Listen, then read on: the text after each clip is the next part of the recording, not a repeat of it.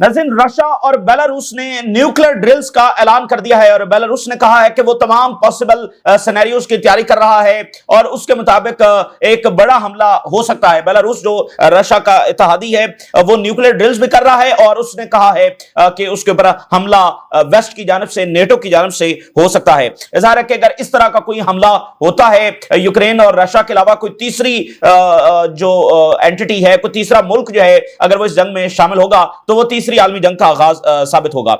अगले 12 घंटों के अंदर जो है ट्रंप और पुतिन की मुलाकात होने जा रही है दुनिया के एक कोने में, अलास्का, वहां पर यह मुलाकात होगी। और उससे पहले पुतिन भी अपने इत्तेहादियों के साथ कॉल्स पर बात कर रहे हैं, क्योंकि इसमें सिर्फ यूक्रेन डिस्कस नहीं होगा बल्कि इसमें मिडिल ईस्ट डिस्कस होगा, इसमें दुनिया के तमाम बड़े ग्लोबल अफेयर्स और आगे आर्कटिक के अंदर क्या मामलात हैं, जो रेयर अर्थ मिनरल्स हैं, ये सारी चीजें जब उसमें डिस्कस होंगी। तो दूसरी तरफ ट्रंप जो है वो यूरोप के साथ, ज़ेलेंस्की के साथ, नेटो के साथ उसकी भी सीक्रेट टॉक्स जो है वो जारी हैं। तो दुनिया की नजरें इस मुलाकात के ऊपर लगी हुई हैं। दूसरी तरफ जो सुप्रीम जो काउंसिल है उसके सरबराह और सुप्रीम लीडर के एडवाइजर अली लरजानी जो है वो लेबनान में मौजूद हैं, मुलाकातें कर रहे हैं। लेकिन एज एक्सपेक्टेड जो लेबनान की सियासी लीडरशिप है जिसमें सदर और वजीर आजम शामिल है, वजीर आजम के साथ मुलाकात हुई है, लेकिन मुलाकात बताया जा रहा है कि टेंस मुलाकात हुई है और लेबनीज गवर्नमेंट जो है वो उस फुलिश पॉलिसी को कंटिन्यू कर रही है। और जो बेल्जियम की वर्कर यूनियंस हैं उन्होंने इकदाम उठाने का ऐलान कर दिया है और इसराइल से मुतालिक जितने भी चीजें होंगी, जो भी प्रोजेक्ट्स होंगे, उसमें वो हिस्सा नहीं लेंगे और ओवरऑल गवर्नमेंट्स के ऊपर जो प्रेशर है वो बढ़ाया जाएगा। नॉर्वे ने अनाउंस किया है कि वो मजीद इकदाम इसराइल के खिलाफ उठाने जा रहा है। कल नॉर्वे में बड़ा प्रोटेस्ट भी हुआ है और वहां से बड़े सर्वेज भी सामने आए हैं। आगाज हम करते हैं लेबनान से, चूंकि ये मिडिल ईस्ट के हवाले से सबसे इंपॉर्टेंट तरीन दौरा हो रहा है और हिजबुल्लाह के हवाले से इंपॉर्टेंट दौरा हो रहा है। अली लरजानी की लेबनान के प्राइम मिनिस्टर के साथ मुलाकात हुई है और रिपोर्ट्स के मुताबिक अभी वैसे दौरा चल रहा है, हतमी तौर पर देखेंगे कि आखिरी अलामिया क्या सामने आता है। लेकिन इस मुलाकात के बारे में यह बताया जा रहा है कि मुलाकात कोई अच्छी नहीं हुई और जो स्टेटमेंट्स लेबनान के प्राइम मिनिस्टर ने ड्यूरिंग द मीटिंग जारी की हैं वो भी देखी जा सकती है और उससे भी अंदाजा लगाया जा सकता है। लेबनान के prime minister during his meeting with Larijani says Lebanese government का जो डिसीजन है can not be subjected to discussion in any other country. कहता है ये लेबनान में फैसला हुआ है तो ये ईरान में इसके डिस्कशन क्यों हो रही हैं, ये वहां पर डिस्कशन नहीं होनी चाहिए, ये हमारा फैसला, हम जो मर्जी करें। और जो लेबनान ने डिसीजन किया है ये लेबनान ही का डिसीजन है and they do not accept guardianship और डिक्टेट्स फ्रॉम एनीवन। किसी से हम डिक्टेशन और गार्डियनशिप नहीं लेंगे, यानी वो ईरान को धमका रहे हैं। अच्छा, अब ये जो लेबनीज गवर्नमेंट का नैरेटिव है कि ये हमारा इंटरनल मामला है, ये एक्सपेक्टेड था और एस्टिमेटेड था कि यही बयानियां वो बनाएंगे, लेकिन ये बयानियां चल नहीं सकता है। उसकी वजह यह है कि जब आप अमेरिका के हाथों में खेल रहे हैं, जब आप इजराइल की कठपुतली बने हुए हैं, जब इजराइल डेली लेबनान पर बॉम्बिंग कर रहा है और उसके जवाब में लेबनीज गवर्नमेंट कुछ कर नहीं रही, और जब अमेरिका का दिया गया प्रपोजल लेबनीज गवर्नमेंट अप्रूव कर रही है, तो वो कैसे कह सकती है कि ये हमारा इंटरनल मामला है? जब आप अमेरिका और इजराइल के हाथों में खेल रहे हैं, उनके बनाए प्रपोजल्स को अप्रूव कर रहे हैं, तो आप कैसे कह सकते हैं? और दूसरी बात यह है कि जो हिजबुल्लाह है उसका ताल्लुक रीजनल डेटरेंस के साथ है, उसका ताल्लुक रीजनल पावर ऑफ बैलेंस के साथ है, उसका ताल्लुक उस फाइट के साथ है जो इजराइल के साथ जारी है। तो हिजबुल्लाह एक रीजनल एंटिटी है, तो उसको यूं खत्म नहीं किया जा सकता है। उसके साथ भी फिर बहुत सारी चीजें जुड़ी हुई हैं, रीजन की जो डेटरेंस है, पावर है, वो जुड़ी हुई है। उसका मामला सिर्फ लेबनान के साथ नहीं है कि लेबनान गवर्नमेंट आएगी और फैसला कर लेगी, और वो भी फैसला जो इंटरनल नहीं है बल्कि अमेरिका की वजह से हो रहा है, तो उसको इंटरनल मामला नहीं समझा जाएगा। तो इसलिए लेबनीज गवर्नमेंट भी अपने इस बयानिए से पीछे नहीं हटेगी, अमेरिका और इजराइल के मंसूबे भी जारी रहेंगे और हो सकता है कि कुछ अरब मुल्क भी लेबनीज गवर्नमेंट को सपोर्ट करते रहें, लेकिन लेबनीज गवर्नमेंट की इस पुलिस पॉलिसी का नतीजा सिर्फ क्लैश की सूरत में निकलेगा, इसके अलावा कुछ भी नहीं है। तो अली लरजानी की मुलाकात जो है वो हिजबुल्लाह के सेक्रेटरी जनरल के साथ हुई है, शेख नईम कासिम के साथ, और शेख नईम कासिम जो है वो उन्होंने शुक्रिया अदा किया ईरान का for its constant support for Lebanon and its resistance against Israeli army enemy, और उन्होंने शुक्रिया अदा किया ईरान का for supporting Lebanon's unity, sovereignty and independence, affirming brotherly ties between people of Lebanon and Iran. दोस्ताना ताल्लुकात Lebanon और Iran के रहेंगे, उसमें एक आध गवर्नमेंट आती जाती है तो उससे फर्क नहीं पड़ता है। लेकिन इधर यह फैसला हो चुका है कि वो, यानी ईरान फैसला कर चुका है कि वो हर सूरत में हिजबुल्लाह के साथ खड़ा रहेगा, ये लेबनीज गवर्नमेंट जो मर्जी कहे। और मामला तो खतरनाक है, लेकिन इसको, इस इक्वेशन को कबूल नहीं किया जा सकता कि बड़ी आसानी के साथ वो जो है ना हिजबुल्लाह को इस तरह से डिसाम कर दें। ये हो नहीं सकता है। तो इसका नतीजा क्लैश की सूरत में निकलेगा। ये बात मानी नहीं जा सकती, क्योंकि ये बात मानने वाली है नहीं। अगर 2-4 लोगों के ऊपर एक फुलिश पॉलिसी सवार हो गई है तो उससे पूरे रीजन को दांव पर नहीं लगाया जा सकता है। और उस सूरत हाल में जब नेतन्याहू ये अनाउंस कर चुका है कि वो ग्रेटर इजराइल बनाएगा और लेबनान, शाम, जॉर्डन, सऊदी अरेबिया, इराक और इजिप्ट की जमीनें उसमें शामिल होंगी, तो उससे लड़ना किसने है? एक ऐसे सिनेरियो में जब इतनी बड़ी इब्लिसी ताकत आपके बॉर्डर्स के ऊपर बैठी हुई है, और ना सिर्फ बॉर्डर्स के ऊपर बैठी हुई है बल्कि आपकी जमीन को ऑक्यूपाई करके बैठी हुई है और रोजाना एयर स्ट्राइक्स कर रही है, तो उसमें आप कहें कि आप डिसाम हो जाएं तो ये पॉसिबल नहीं है। अब आप देखिए कि जो सीरिया के फॉरेन मिनिस्टर हैं वो टर्की पहुंचे हुए हैं, और उनकी जरा स्टेटमेंट देखिए। Turkey and Syria warn Israel against destabilising Syrian territory. Turkey and Syria jointly accused Israel of deliberately, जानबूझकर ये इंस्टेबिलिटी को हवा दे रहा है, टू वीकन द कंट्री, कमजोर करने के लिए सीरिया को। अंकरा जो है वो अपनी जो सपोर्ट है जारी रखेगा। तो वहां पर जनाब अली वो क्या बात कर रहे हैं कि सीरिया में डिस्टेबलाइजेशन कौन कर रहा है? इजराइल। तो ये वही टर्की के सेम फॉरेन मिनिस्टर हैं जिन्होंने बशार अल-असद की जब गवर्नमेंट गिरी थी तो कहा था कि ईरान जो है वो रीजन में डिस्टेबलाइजिंग फोर्स है। आज कह रहे हैं कि इजराइल डिस्टेबलाइजिंग फोर्स है, तो इनको अपनी डायरेक्शन सीधी करने की जरूरत है। तो सीरिया में उनके ये मंसूबे हैं, तो लेबनान में उनके क्या मंसूबे? तो लेबनान में हिजबुल्लाह को कहा जा रहा है कि डिसाम हुआ जाए। ये पॉसिबल, ये एक नए दौर की कोल्ड वॉर का आगाज होगा, इससे ज्यादा कुछ भी नहीं है। सूडान की जो लीडरशिप है वो स्विट्जरलैंड में पहुंची और उसकी मुलाकात जो वो अमेरिकी जो एडवाइजर ऑन अफ्रीका हैं उनके साथ मुलाकात हुई है। ज्यादा बात ज़ाहिर है कि फलस्तीन के ऊपर और होती है, मिडिल ईस्ट के ऊपर, लेकिन अफ्रीका में मामला बड़े खराब हैं। सोमालिया में, सूडान में, इवन यमन में फाकों की बड़ी बदतर सूरत हाल है।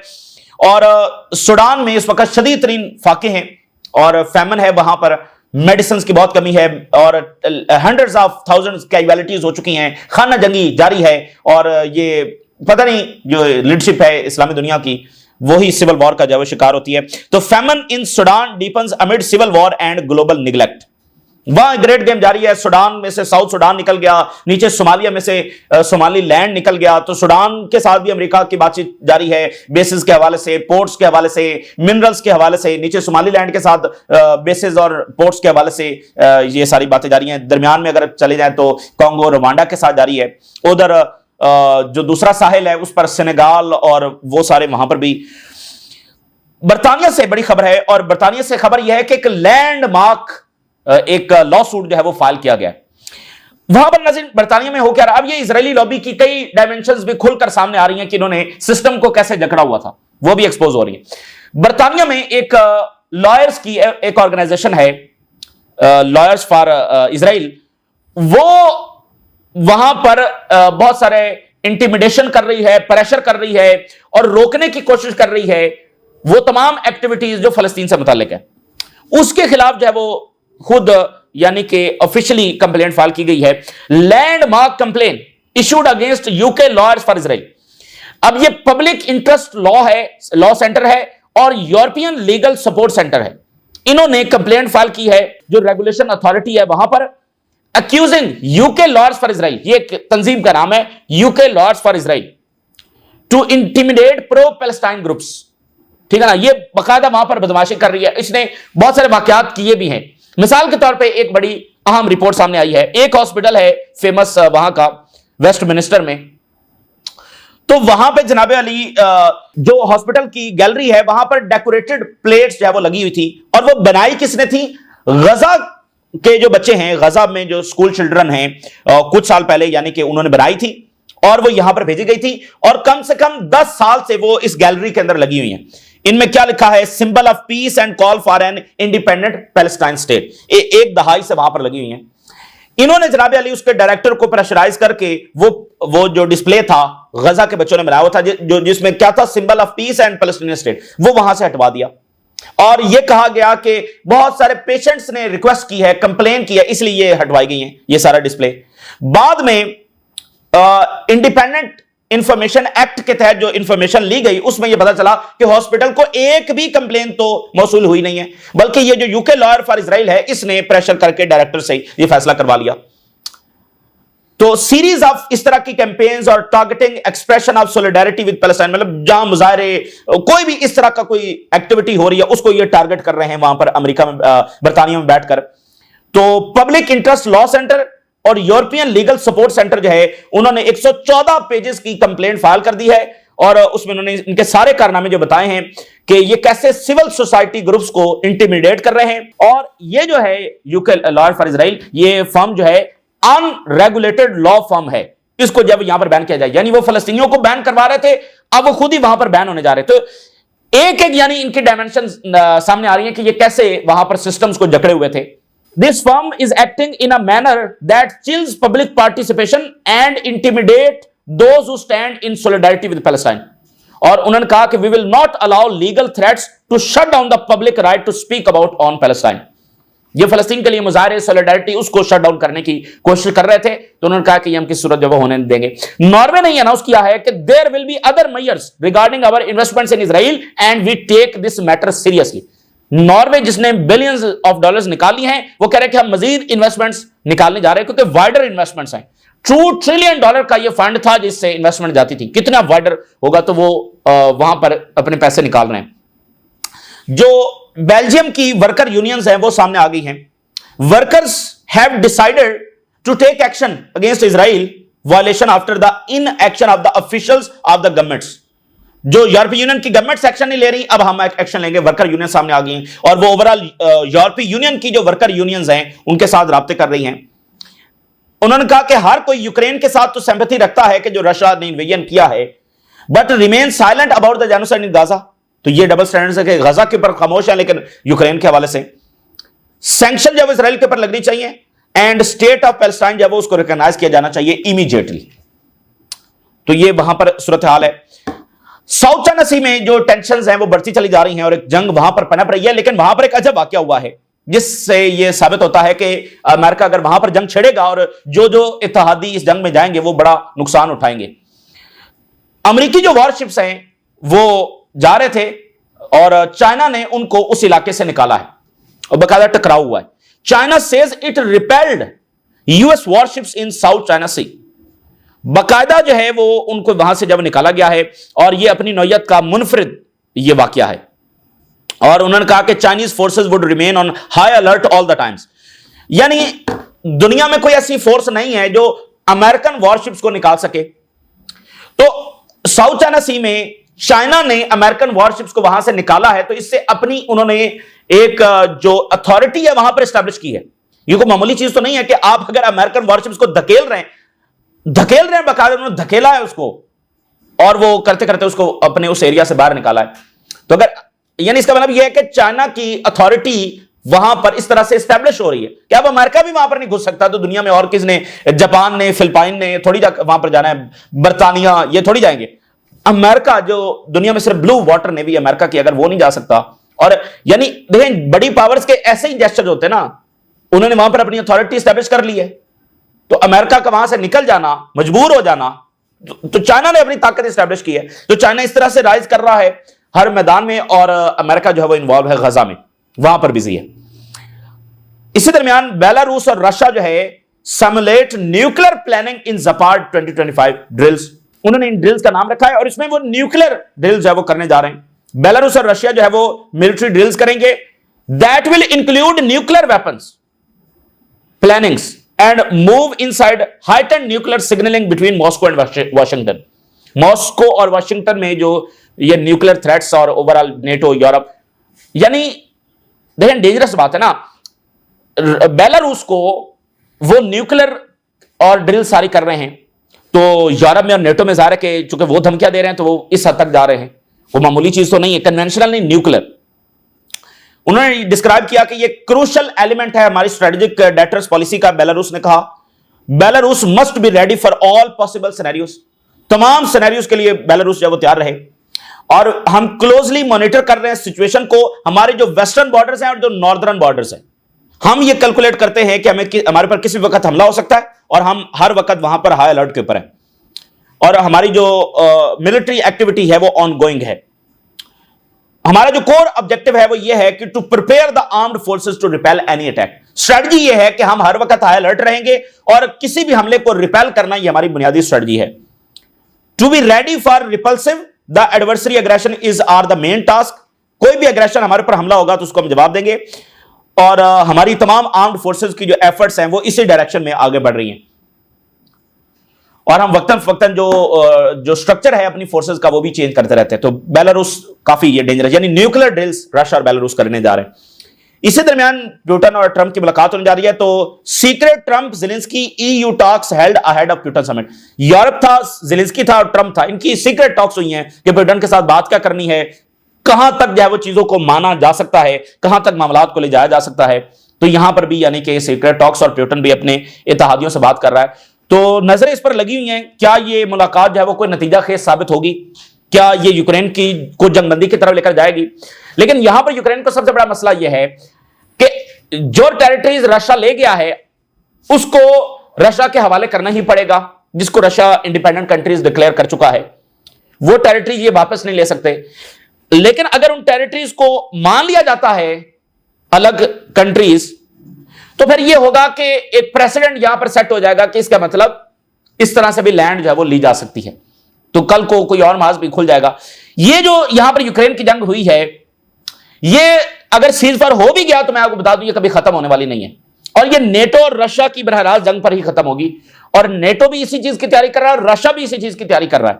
ये मौजूदा सीज फायर भी एक पॉज होगा, लेकिन ये सुलह नहीं होगी, क्योंकि इससे रशिया की जो बर्तरी है वो यूरोप के ऊपर कायम हो जाएगी और यूरोप इस बर्तरी को कभी भी कबूल नहीं करेगा।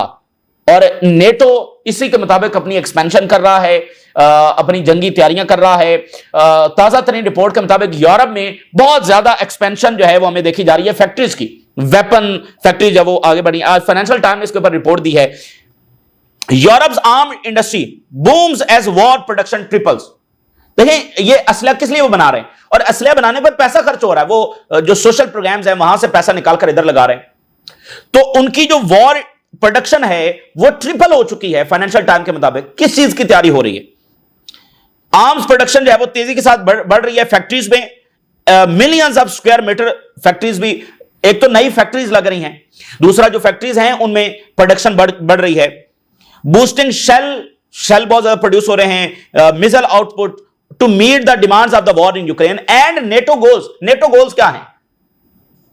वहां रशिया जंग की तैयारी कर रहा है कि एक ना एक दिन उसको नेटो से टकराना है और यह जंगबंदी खत्म होगी। अगर जंगबंदी होगी तो रशिया की बर्तरी पर खत्म होगी, उसको यूरोप कबूल नहीं करेगा। तो वो तैयारी कर रहे हैं रशिया से लड़ने के लिए। तो वो जहां भी सीज फायर होगा वो दोबारा से जंग वहां से शुरू हो जाएगी। ये सिर्फ एक पॉज होगा। फाइनेंशियल टाइम ने कहा है कि यूरोप की जो मैन्युफैक्चरिंग फैसिलिटीज हैं are expanding 3 times their normal peace time rate. Normally जो वो कर रहे थे 3 टाइम, कितना ये ज्यादा होगा। और कंस्ट्रक्शन ऑफ जो यूरोपियन डिफेंस साइट्स है ये एक्सेलरेट कर गई है ड्रामेटिकली। बड़ी ड्रामाई अंदाज के अंदर नई फैक्ट्रीज लग रही हैं। और analysis of radar and satellite data इसने ये बताया है कि 150 फैसिलिटीज अक्रॉस 37 कंपनीज, ये सैटेलाइट डाटा से ये पता चला है। आखिर में इजराइल के हवाले से एक अल जज़ीरा का एनालिसिस आपके सामने रखेंगे। देखिए अभी तक जो आलमी प्रेशर है वो इजराइल को रोकने में नाकाम हुआ है। तो ये अल जज़ीरा का एनालिसिस है और अल जज़ीरा ये कह रहा है कि Israel will eventually have to reckon with abuses against Palestinians. आखिरकार वो वक्त आएगा कि इजराइल ने जो जुल्म किया है उसका हिसाब होकर रहेगा। और इस वक्त आईसीसी में ऑलरेडी इन्वेस्टिगेशंस हो रही हैं एक्सटेंसिव वॉर क्राइम्स की and crimes against humanity by Israel and it makes sense to bring this new evidence to the court investigation है और नया एविडेंस भी वहां पर लाया जा रहा है।